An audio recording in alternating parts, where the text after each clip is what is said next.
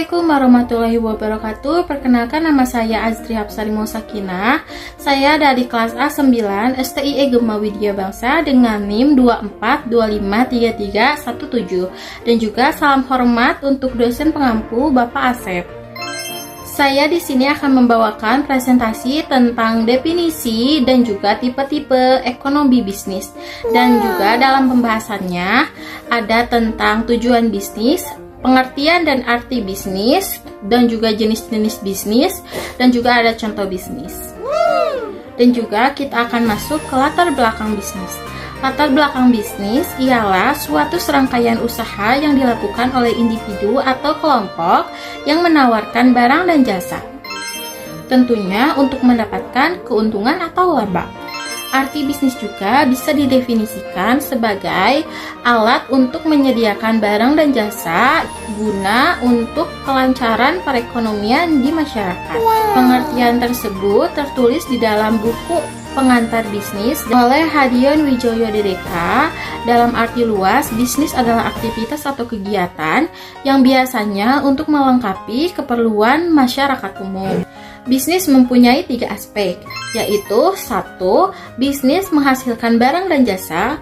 2. Bisnis juga menguntungkan atau mendapatkan laba. 3. Bisnis juga bisa memenuhi kebutuhan sehari-hari masyarakat umum.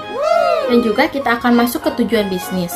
Ada beberapa tujuan bisnis, yaitu menciptakan lapangan kerja untuk masyarakat dan juga memenuhi kebutuhan barang dan jasa bagi masyarakat, juga meningkatkan perekonomian masyarakat, memberi kesejahteraan terhadap faktor produksi dan juga masyarakat, menjaga eksistensi perusahaan dalam jangka panjang.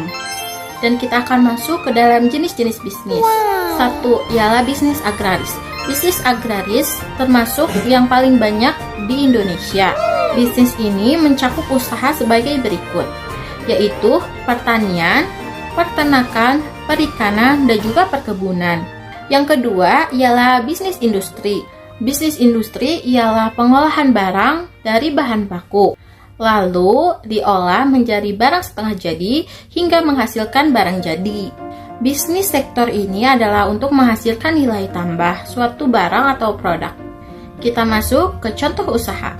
Terdapat bisnis perdagangan. Bisnis perdagangan yaitu seperti jual beli barang untuk mendapatkan laba. Uang menjadi alat ukur bagi transaksi jual dan beli. Contohnya toko kelontong, agen, kios, dan juga distributor. Kita lanjut ke contoh kedua. Bisnis sektor jasa.